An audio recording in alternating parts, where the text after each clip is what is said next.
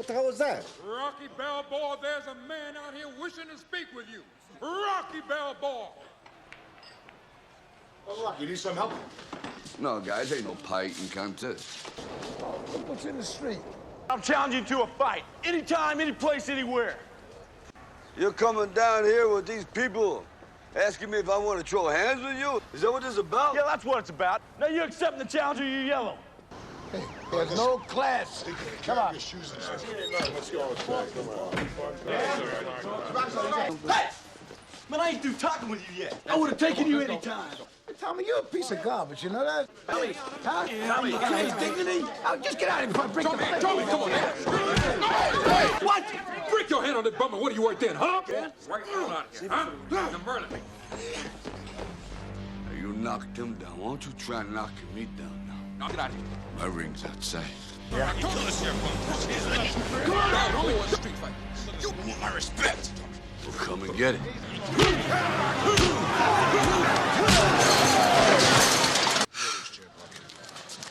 Punch, lucky punch, but he's a street fighter, and I told you never to fight a street fighter fight. So come on, let's get out of here. Come on.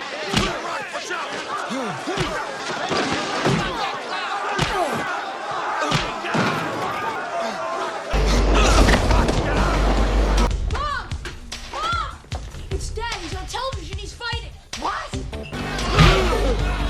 Go on, Balboa!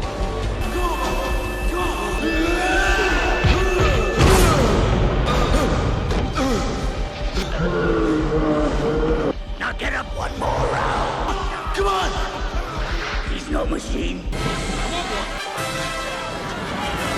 One more round. I got one more round. Come on!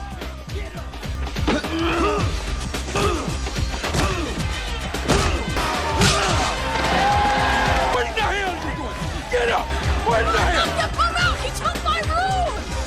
Dad! Come on! Come on, Dad! You can take him! Fight back, you boy! Fight back!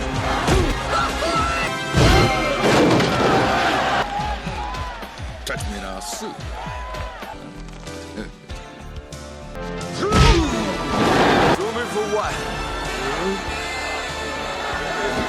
The story begins inside a packed arena in Moscow, where Rocky Balboa is locked in a brutal fight with Ivan Drago. Rocky endures an unbelievable amount of punishment throughout the match. Round after round, Drago's devastating punches crash into Rocky's body like heavy hammers. Rocky struggles badly and nearly collapses several times, but his determination refuses to let him fall. Hit the one in the middle. Russians cut! Oh, yeah! Rocky unleashes a final series of brutal blows that completely overwhelm the Soviet champion. But instead of celebrating his victory, Rocky immediately feels that something is terribly wrong. His body starts trembling uncontrollably, and he struggles to remain on his feet. Tommy, Yeah, what is it, baby? What do you need? get Adrian. Weak and shaken, Rocky calls for his trainer, Tony Duke Evers, and asks him to bring his wife. Adrian Balboa arrives and is terrified when she sees Rocky's condition. Rocky is shivering badly and can barely speak. He broke something inside. Who's gonna die? And that's In a weak and frightened voice, he tells Adrian that something inside him feels broken. who's gonna. He admits that he is scared and feels like he might die. I can't. Adrian becomes extremely emotional and begs Rocky to go to the hospital so doctors can examine him, but Rocky is disoriented and only wants the comfort of home. I just want to go home, okay?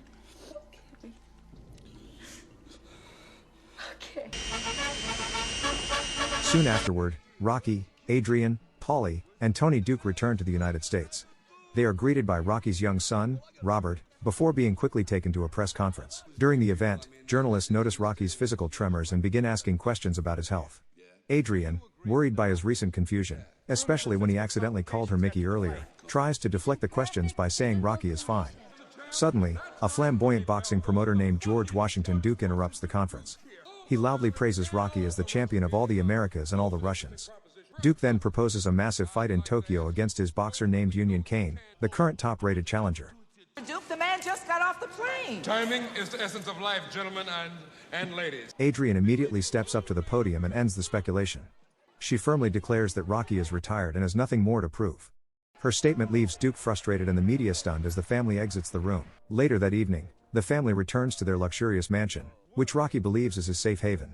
While Rocky is upstairs checking on his son, he suddenly hears Adrian and Polly arguing loudly downstairs. Adrian then reveals devastating news. They are bankrupt. Polly had unknowingly signed a power of attorney over to Rocky's accountant. That extension, that was a power of attorney, Paulie. Everything is all gone.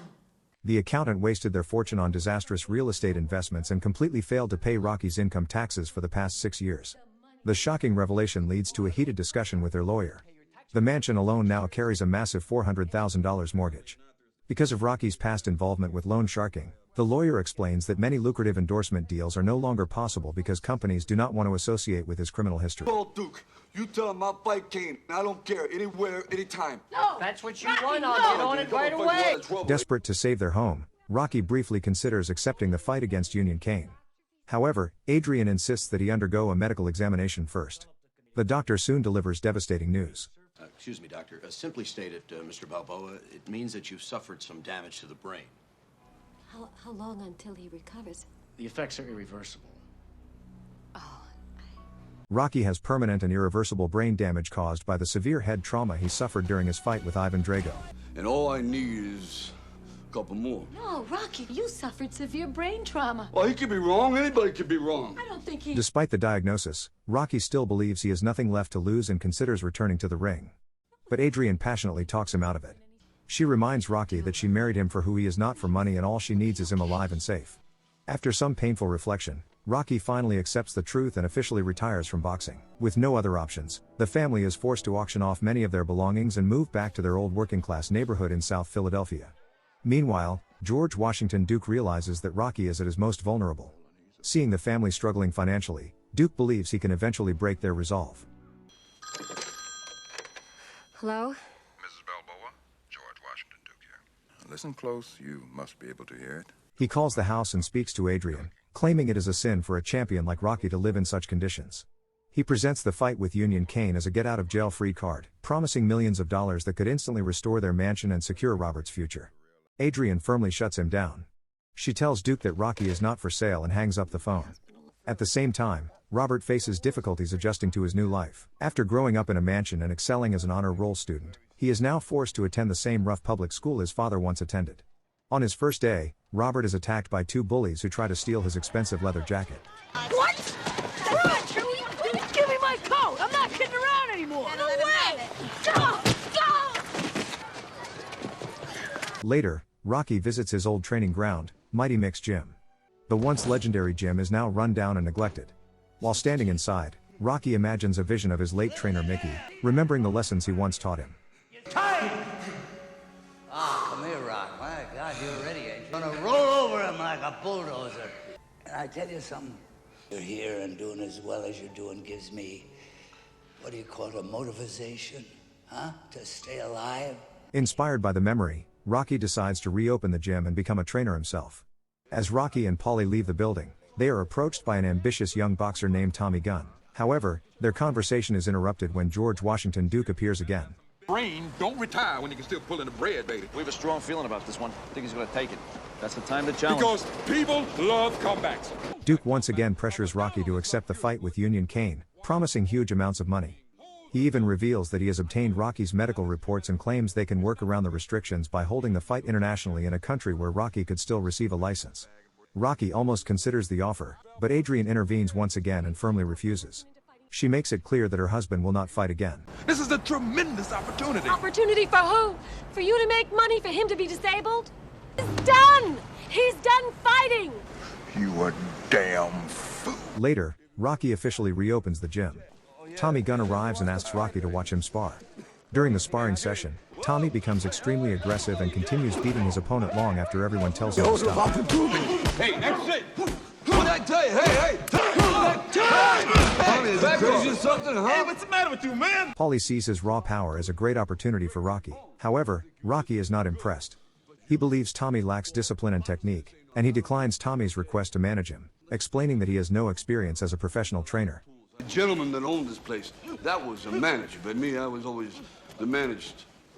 Later, as Rocky and Paulie leave the gym, they find Tommy waiting outside.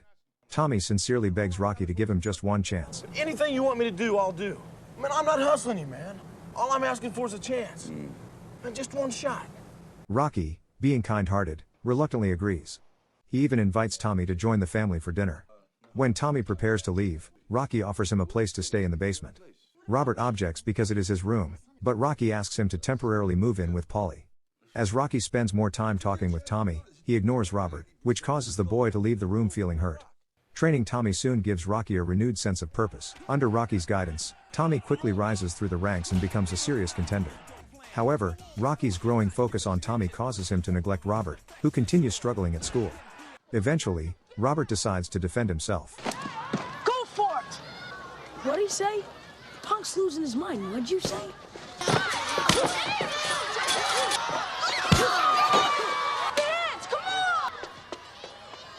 Robert finally defeats all the bullies and retrieves his stolen jacket. Excited, Robert runs home to tell his father about what happened. Unfortunately, Rocky is busy training Tommy and dismisses him without much attention. I got my coat back! Look, I got my coat! I trashed this guy! Everybody in the school is Go tell your mom. She got good things right there. That's beautiful. Come on, lay it on.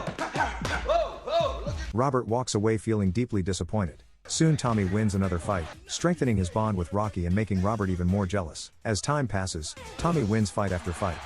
The media begins calling him Rocky's new protege, and his rapid success attracts the attention of George Washington Duke. Meanwhile, Union Kane wins the heavyweight championship title.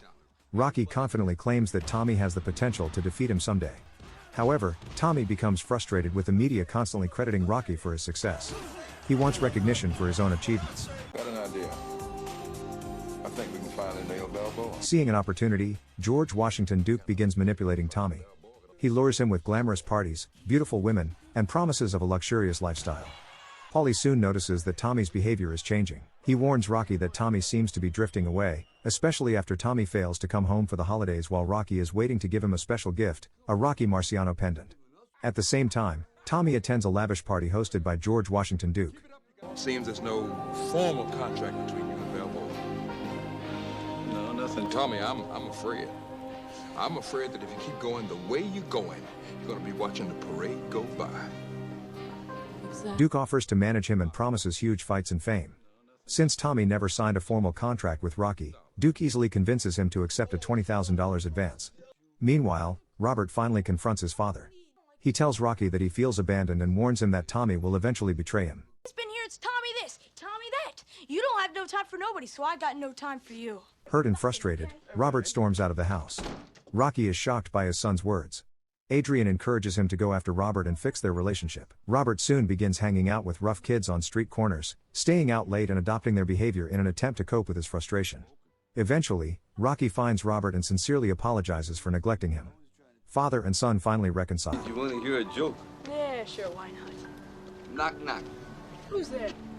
Tuna fish. Shortly afterward, George Washington Duke arrives at Rocky's home in a limousine with Tommy and his beautiful woman. Tommy brings gifts for Rocky's family and announces that he is about to fight for the heavyweight title. However, Duke's assistant urges Tommy to leave quickly. Tommy gets into the luxury car Duke has given him. Rocky tries to return the gifts and warns Tommy that Duke is manipulating him. He explains that once Tommy signs a contract, Duke will own him and eventually abandon him. But Tommy refuses to listen. Believing this is his chance at greatness, he drives away. Adrian comforts Rocky afterward, but Rocky explodes in frustration. He admits he cannot bear the thought of being a failure and ending up right where he started. Adrian gently reminds him that Tommy is not his responsibility and that he must focus on the family he still has. Later, Tommy defeats Union Kane in a first-round knockout and becomes the new heavyweight champion. However, the crowd boos him relentlessly for betraying Rocky. Reporters swarm Tommy and accuse him of defeating only a paper champion, since Kane never beat Rocky to win the title. The title was manufactured. He never won it from Balboa. Man, I won the title. What more do I have to do to get it? I might win a few fights, but a Rocky Balboa he'll never beat. No. What the hell did you say Balboa's better, man? Do you believe he's better? George Washington Duke then convinces Tommy that the only way to prove he is the real champion is to defeat Rocky himself. Soon afterward, Duke and Tommy arrive at a local bar with a live television crew to publicly challenge Rocky to a title fight. Rocky refuses and tries to reason with Tommy, but Tommy insults him and calls him weak. Tommy, you're a piece of garbage, you know that? The man spit blood for you. Put your head in his own family. Tommy, you got his dignity? When Tommy punches Paulie to the ground, Rocky finally snaps and challenges him to a street fight. Yeah.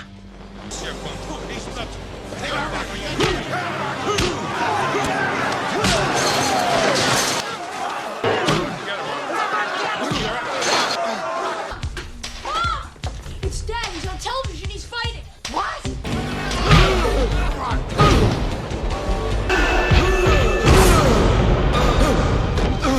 Tommy initially overwhelms Rocky and beats him down. As Rocky struggles on the ground, he suddenly hears the voice of his late trainer Mickey urging him to get up and keep fighting.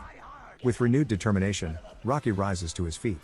Encouraged by Robert, Paulie, and the cheering neighborhood crowd, Rocky turns the fight around and defeats Tommy. Fight back, you ball! Fight!